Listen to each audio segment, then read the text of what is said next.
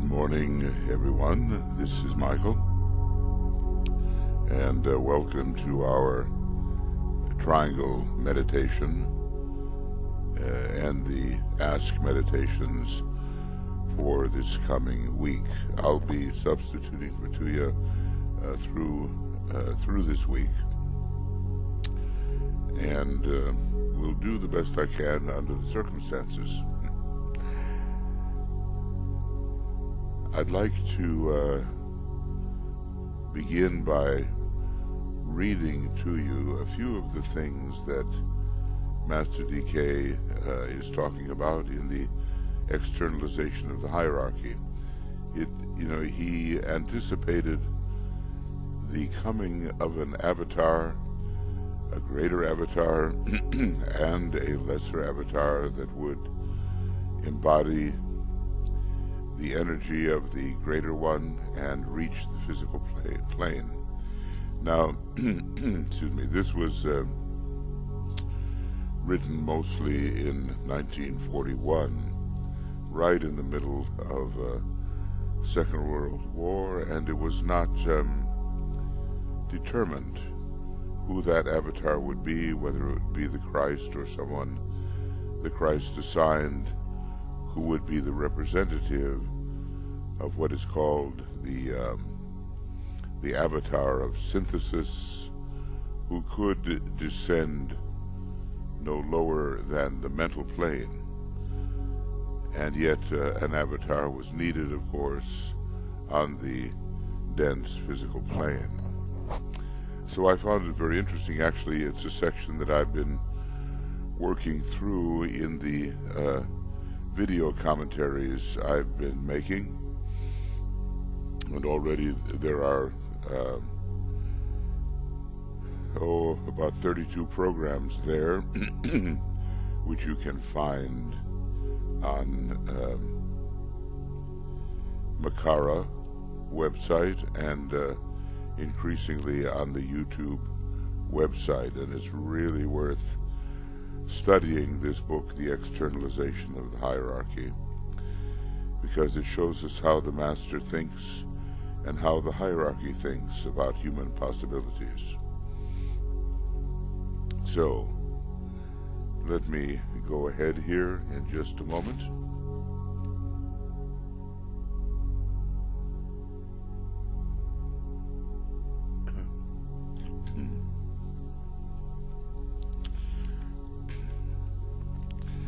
Every possible step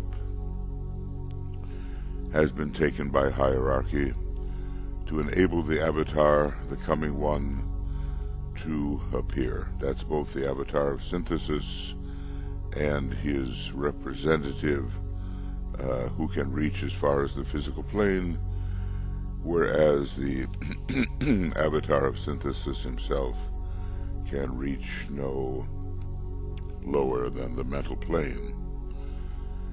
What these steps are cannot be declared here.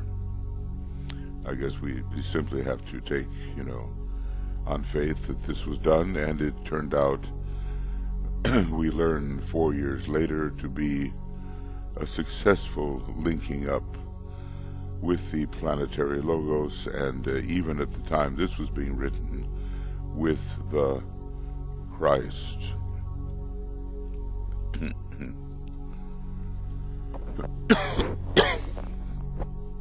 Only some questions suggesting possibility are permissible. Now he asks some questions to have us search our minds as to what we think. But of course we know the linking up did occur.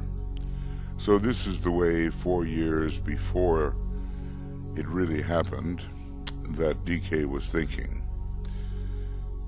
Think you that his body of manifestation is already on earth, waiting to be overshadowed, inspired, and used at the right time, as was the vehicle of the Master Jesus by the Christ? And apparently this is so. because indeed the Christ had his Maya Varupa, and that vehicle was on earth, and the decision was being made whether the Christ would be the representative of this great, well, DK calls him a cosmic avatar, the avatar of synthesis. There are those who say that it is waiting, and has been waiting for 22 years. Now, this was written in the spring of 1941, I think. Anyway, in the middle of 1941. So that took us back to the year 1919, which was very interesting because that is the year that the Tibetan linked up with Alice Bailey and began the dictation work. And we learn in various places that the Christ has been working with this avatar of synthesis, and that the avatar has been strengthening him even before the official triangle of the avatar, the Spirit of Peace, and the Buddha was said to be surrounding the Christ. And that was more in 1945 when the great invocation was given out. The third and greatest of the invocations, the one that we customarily use. Then the Tibetan goes on, is it possible that there will be a sudden descent of the Prince of Light and Peace to change present conditions by the effectiveness of his radiance and his message? Well, he says, yes, there are those who look for him to suddenly appear, and they number millions of expectant people. Now, I'm sorry for my morning voice here. What we learn is that it's a much more gradual process, and as we study the various essays as they go on in this book, The Externalization of the Hierarchy, we learn that before the Christ can appear,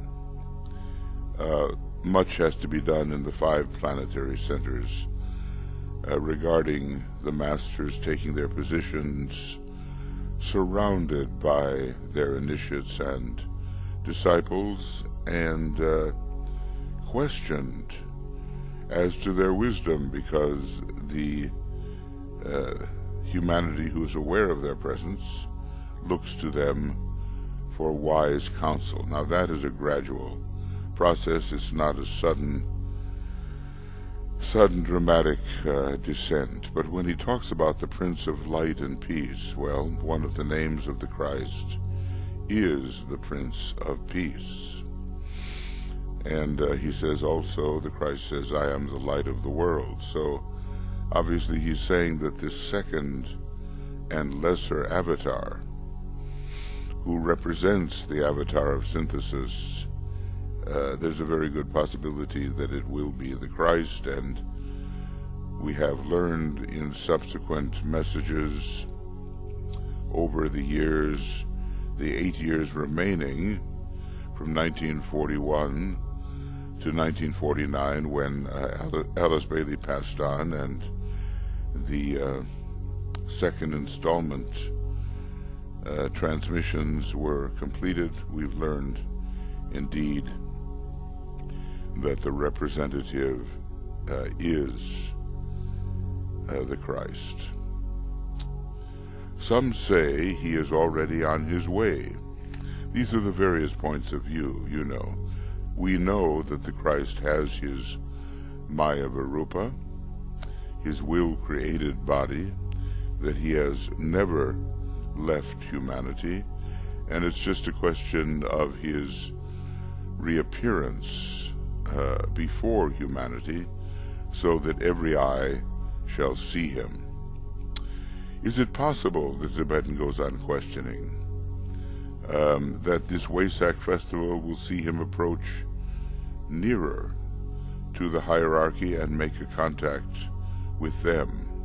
Now this begins to sound like the greater avatar, but perhaps it is also the Christ who can come into more intimate terms yet with the hierarchy of light and love which he supervises. And the Tibetan goes on and says, well, some say it will take place.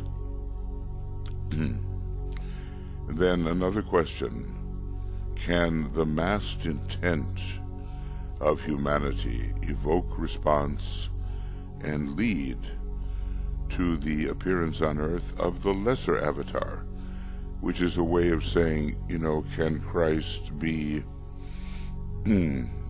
invoked with such strength that the lesser avatar will actually appear visibly on the earth? Maybe it was not entirely decided whether that would be the method when this was written. And some say, says the Tibetan, nothing can stop it. I guess he's asking his students to position themselves with respect to their expectations. Prophecy, expectation, and the present time cycle testify to the opportunity. Now this is an important sentence from him. This possible dual event, a twofold event, the coming of the avatar of synthesis to the hierarchy, and of the lesser avatar, his representative to humanity, can be a probable happening if the world disciples and aspirants measure up to their opportunity. Well, apparently they did, despite many obstacles, measure up to the opportunity. There was a question earlier whether that invocation backed by the massed intent of humanity would be strong enough to reach either one of the avatars, and especially the avatar of synthesis. But the Tibetan said a most interesting thing. He says, when I give out the new invocation, which is, in this case, the great invocation with which we are very familiar, when I give out the new invocation, because he already had given out two of them, it will be a signal to you that the avatar of synthesis has linked up with the planetary logos. Now, so great is this cosmic avatar that the planetary logos takes his position within the presence of this avatar of synthesis. And yet some aspect of the avatar is working through the world's Savior, the Christ. So the Christ must be, his mission must be very important for such a cosmic being to attend to the Christ and to arrange that his energy will flow through the Christ. So this is a great triangle at this time, and when the Tibetan begins to write once again around the year 2025, he will give us, I think, a historical review and perhaps tell us something about how this triangle has been working during the intervening 75 years. So all of this is part of the study of the science of triangles.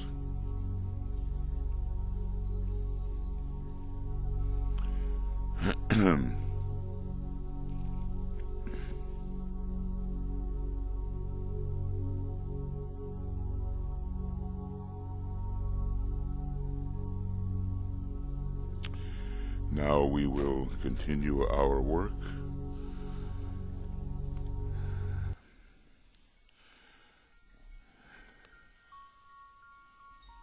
And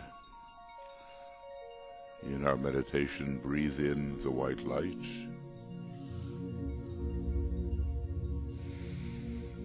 A few times and inaudibly sound the Om.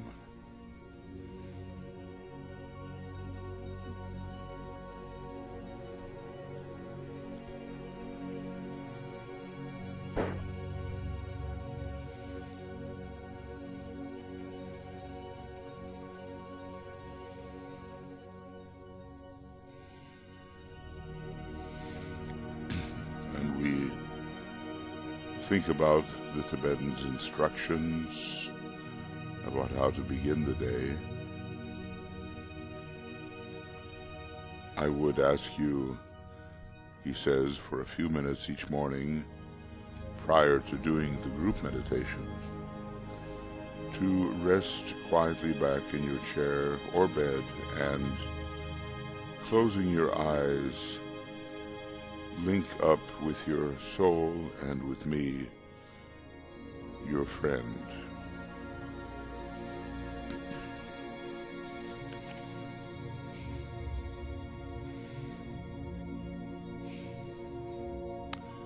You will thus create a triangle of light between your soul, your head center, and myself, he says. Fix and hold this triangle firmly in your consciousness through the power of the creative imagination. And here is the image. See it as a solid triangle of light and not just an outline. Visualize the base of the triangle on the mental plane where Master DK works and where dwells and works your soul. And by this we mean the angel of the presence. And the lower point or apex touches the top of your head. So we'll visualize that.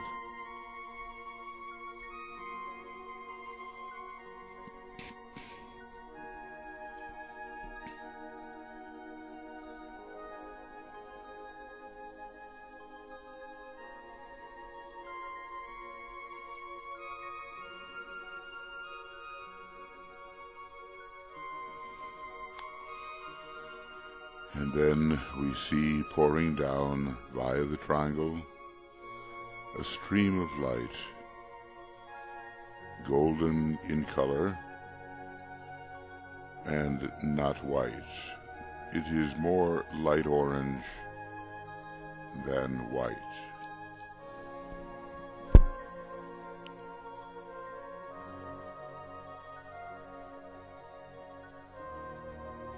And we see it flooding the whole body.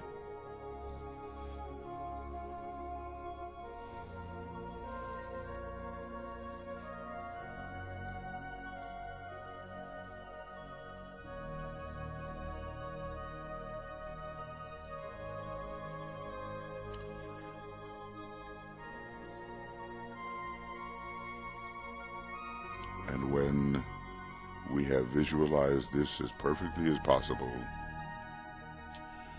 then he advises us rest back in that light and bathe in it as you would bathe in the waters of the sea.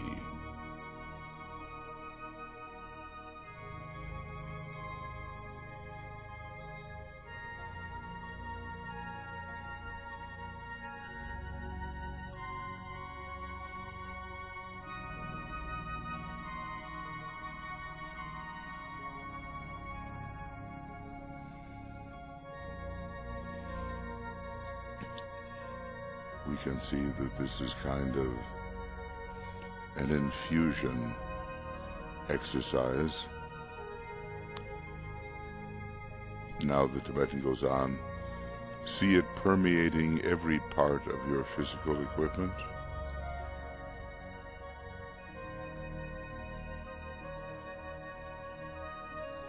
And let it do its work without your having any definite ideas as to what should be accomplished.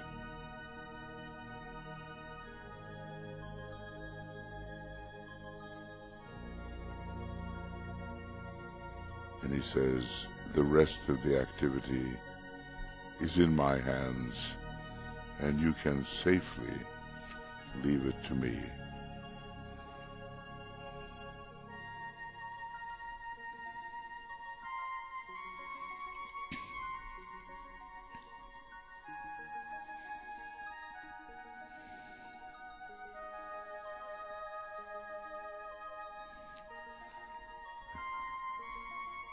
He goes on, this exercise will aid you in handling your life problem and your service until such time as you enter into that light wherein consciousness awakens free from the bonds of flesh.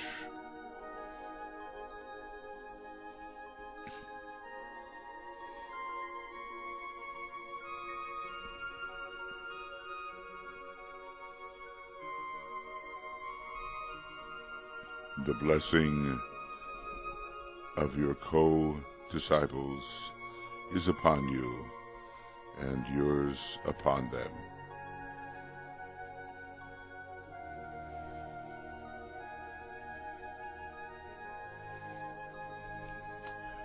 Now, after we've reached a poised stage, holding the consciousness steadily in the mind and not in the head,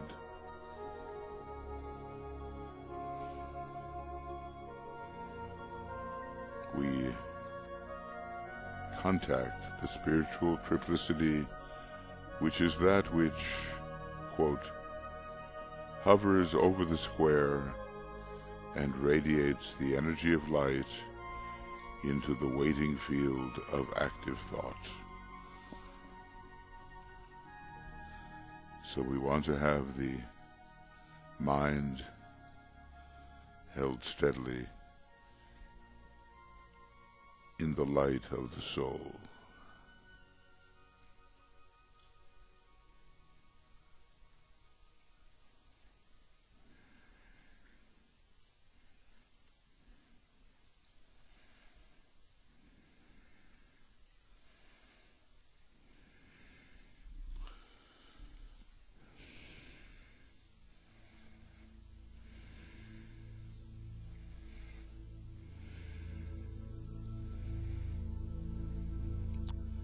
We contact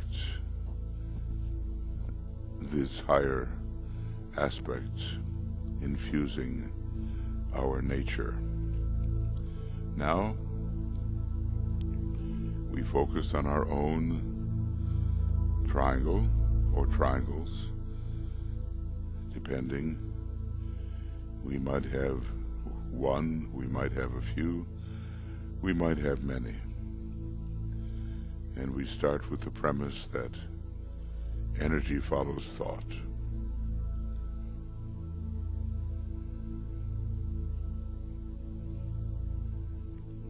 And we call upon our triangle group members by name and with love. And we'll keep a few minutes of silence here to do this as we visualize the flow of love and goodwill passing between the members of our triangle or triangles.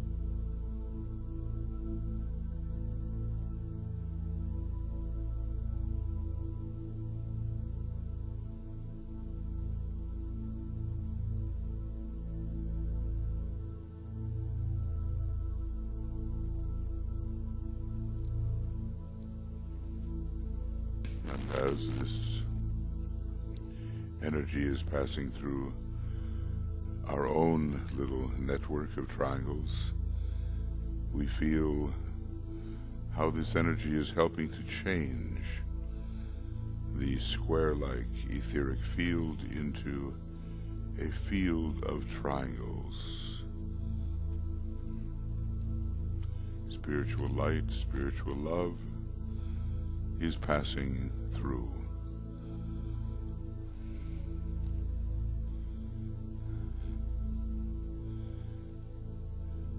And there's an increasing livingness now in the network, our own little network, and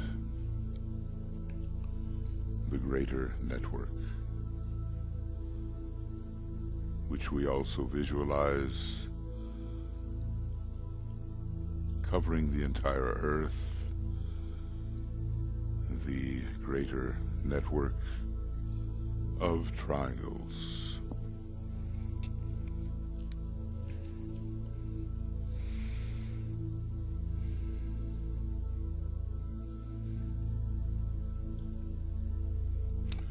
We want to feel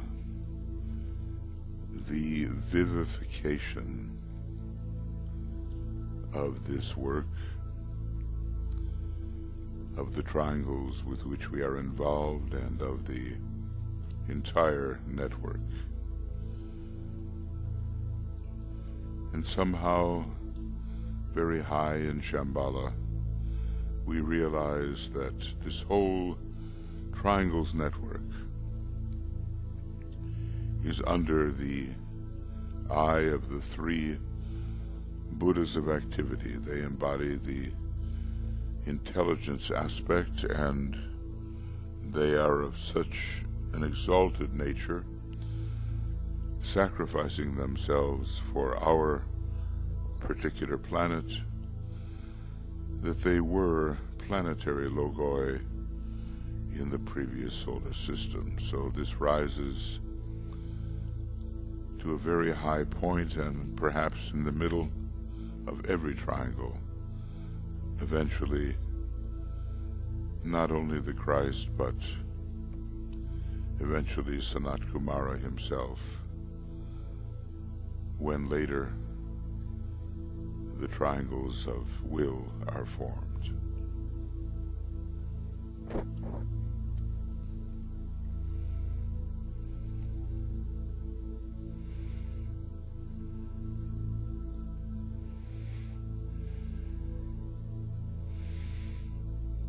So there's the connection, our own little network, the network of global triangles, and the three Buddhas of activity.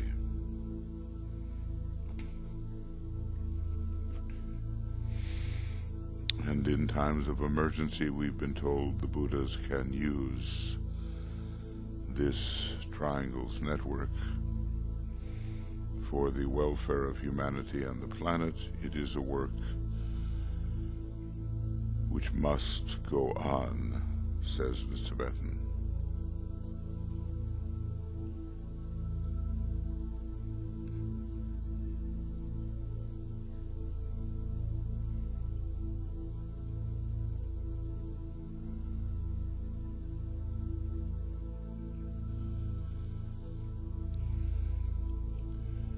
So somehow the livingness of the whole network dawns upon us, and we see it becoming ever more vital.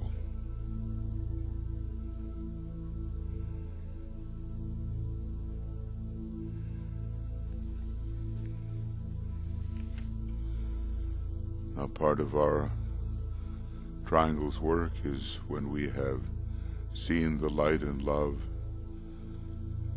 flowing through the triangles in which we are participating and through the entire network, we will be sounding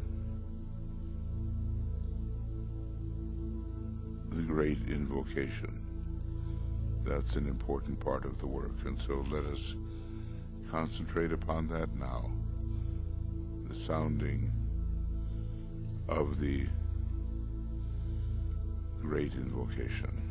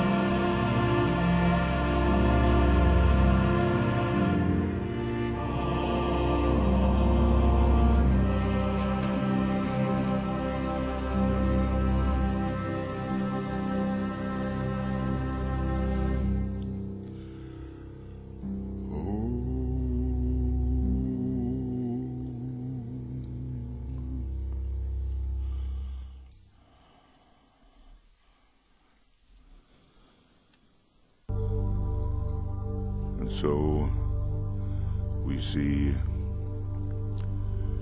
a global network of triangles covering the entire planet, linking people, communities, nations, continents.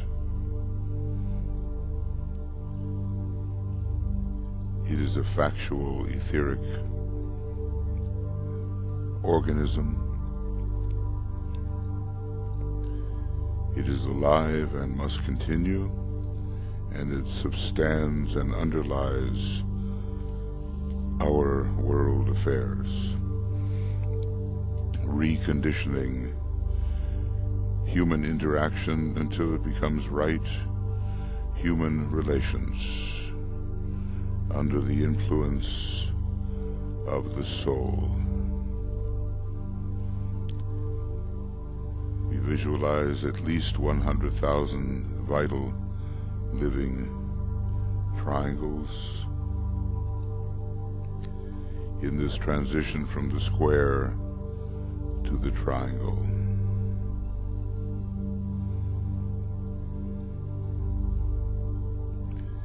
And we attempt to see the earth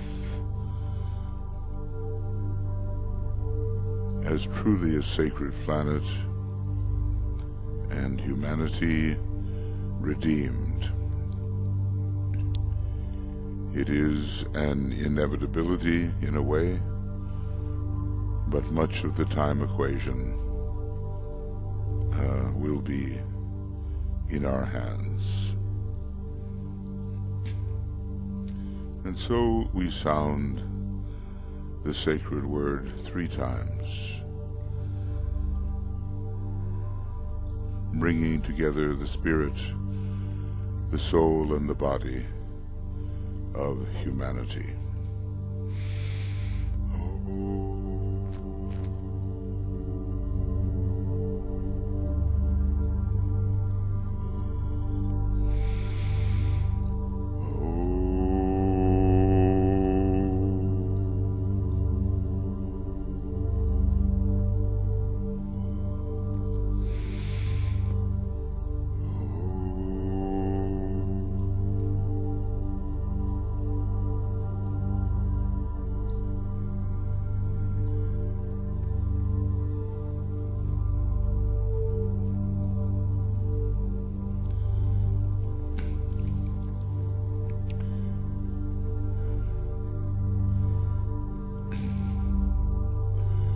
Thank you, friends, for being here with us,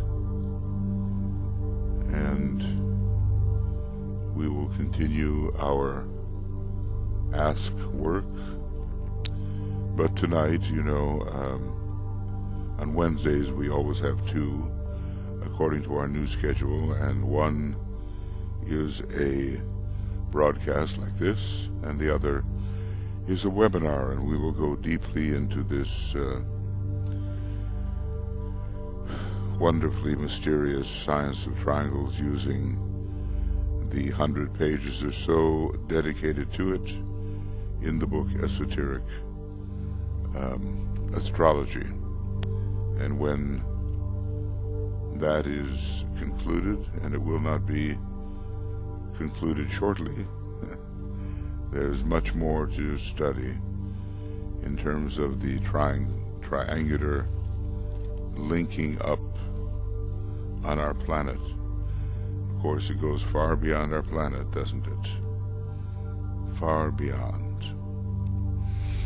And so many great energy centers, many times greater than our sun, are linked up via the triangles.